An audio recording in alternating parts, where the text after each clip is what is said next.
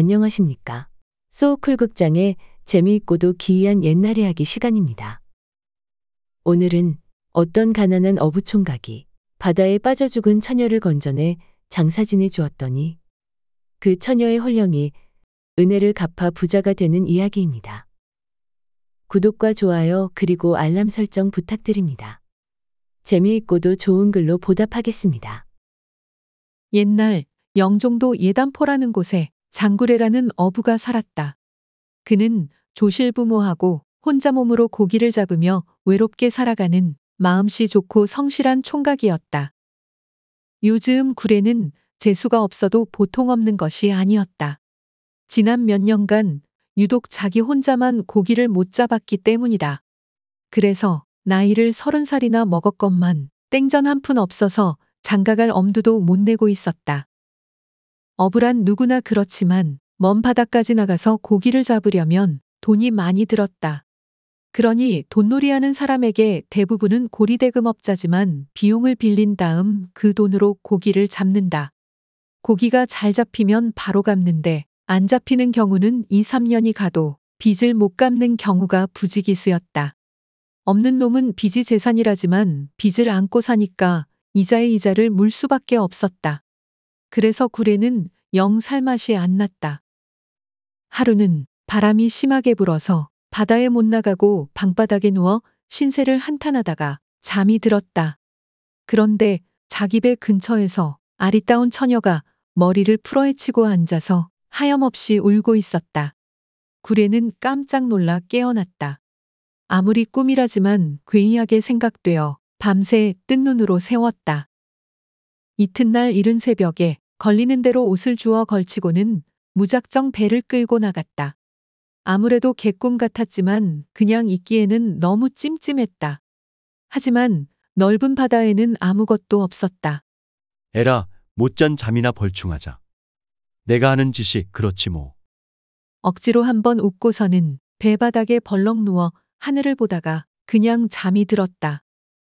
막 잠이 들었는데 꿈인지 생시인지 어디선가에서 자기를 부르는 소리가 있었다. 자다가 구례는 벌떡 일어났다. 바다 위에서 배만 조금 요동을 하고 있을 뿐 아무도 없었다. 휘휘 주변을 둘러보아도 아무도 없었다. 있을 턱이 없었다. 있다면 저 멀리 마을만 있을 뿐이었다. 갈매기 소리를 착각했나? 괜히 잠만 깨고 허둥댔네. 에라, 다시 한숨 자자. 이러고 누웠는데 누군가가 자꾸 뱃전을 두드리는 것 같았다. 벌떡 일어나 배 주변을 둘러보았는데 앗! 구례는 깜짝 놀랐다. 시신이 물에 빠진 송장이 물결 따라 출렁거리고 있었다. 구례는 배를 저어 시체 가까이 갔다. 시신은 팅팅 물에 불어 있었다. 푸르댕댕한 모습을 하고 있지만 그래도 젊은 여자라는 것을 알 수 있었다. 이를 어찌한다. 처음에는 놀랐지만 지금은 난감하였다. 비록 자기 혼자 바다 가운데 있다고 할지라도 안 보았으면 모를까 이미 보았는데 얼마 전까지는 살아서 숨쉬고 있었을 아리따웠을 처자를 그녀도 한때는 사람이었는데 내버려 둘 수는 없었다. 구례는 배를 저어 다가가서 천근같이 무거운 처녀의 시신을 간신히 배에 실어 올렸다. 내 팔자가 사나우니 잡히라는 고기는 안 잡히고 난데없는 송장만 나타나는구나. 글쎄, 내 처지는 이렇다 치고 이 여자는 왜 죽었을까?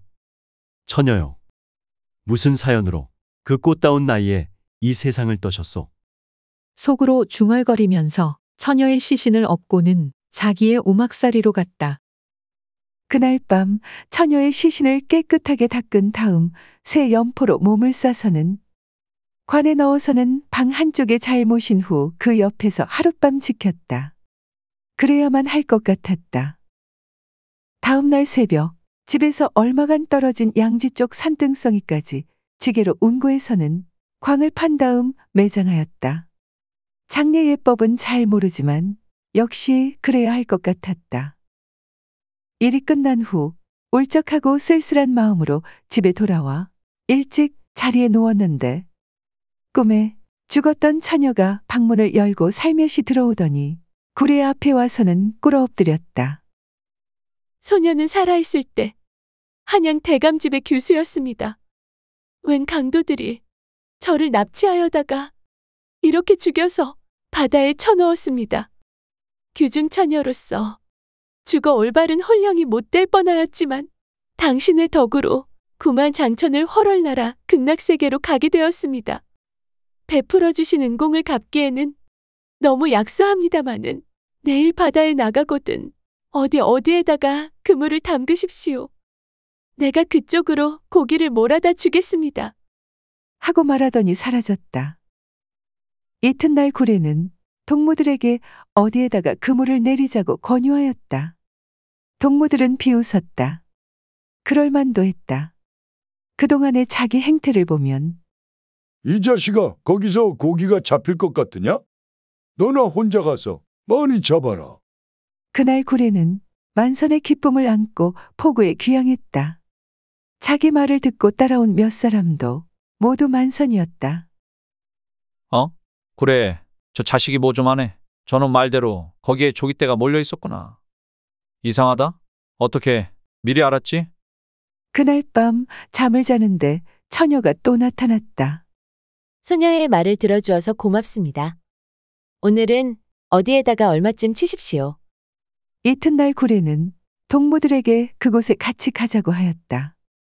일부는 믿고 따라오고 일부는 흥흥 콧방귀만 뀌었다. 너나 잘해봐. 우리는 우리 식대로 할 테니까. 오늘도 뭐 재수가 있을 줄 알아. 그런데 이런 말이 허사가 되었으니 구례가 오늘도 만선을 했기 때문이다. 이상하다. 저 자식이 뭐 알기는 뭐를 좀 아는 것 같네.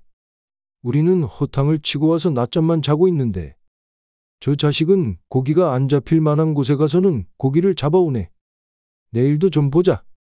구례는 세 번째 날도 고기를 많이 잡았다. 그리하여 몇 년째 갚지 못했던 빚을 한꺼번에 다 갚았다. 세상에 사람 팔자는 정말 모르겠구나. 빚쟁이 구례가 저리 부자가 되다니? 가서 물어보자. 동무들이 달려와서 물었다. 어찌 된 거냐? 무슨 수로 이리 부자가 되었느냐? 고기를 많이 잡았잖아. 어떻게 고기를 많이 잡았느냐니까? 바다에 나가서 그물을 던졌잖아. 그 넓은 바다 중에 고기 있을 때를 어떻게 알았냐니까? 내 느낌이 그랬어. 느낌? 응. 그러고 말았다. 구례는 그 후에 예쁜 처자를 맞아서 장가가서 잘 살았는데 남모르게 죽은 처녀의 산소를 잘 건사하였다. 들어주셔서 고맙습니다. 용어 풀어 올리겠습니다. 염포는 시신을 염습할 때 시체를 묶는 배입니다. 운구는 시신을 넣은 관을 운반하는 것입니다. 시신을 넣으면 구라고 하고 시신을 담는 궤는 관입니다. 광은 시체를 묻기 위하여 판 구덩이입니다. 참고문헌 및 자료 출처 소개해 올리겠습니다. 최래옥 교수가 지은 책 되는 집안은 가지나무에 수박 열린다가 모본입니다. 한국민족문화 대백과사전, 국립민속박물관, 한국학중앙연구원, 대전시립박물관에 기사 및 사진, 그림을 빌렸습니다. 대한불교조계종, 조계사, 불교중앙박물관에 수국사 극락고품도를 빌렸습니다. 국사편찬위원회, 우리역사넷에 일러스트를 빌렸습니다. 문화재청에 중세서 남해안 고선박 모형 공개와 근대 한선과 조선 도구의 기사와 사진을 빌렸습니다. 오홍성 선생이 글을 적고 화백 여화가 그림을 그린 어린이 조선일보에 독도를 지켜낸 어부 안용복의 일러스트를 빌렸습니다.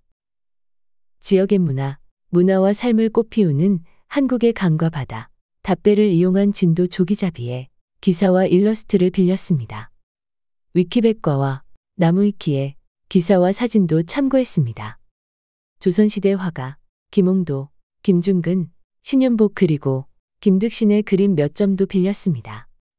화가 운하영의 책 흑요석이 그리는 한복 이야기에서 그림 한 점을 빌렸습니다. 또 클립아트 코리아, 크라우드픽, 핀터레스트, 게티 이미지뱅크, 픽스타 그리고 123RF의 사진과 일러스트도 빌렸습니다. 소우쿨 극장은 일주일에 3번, 매주 화요일, 목요일 그리고 토요일 오전 11시 전후에 이야기를 올립니다. 고맙습니다. 다음에 만날 때까지 안녕히 계셔요.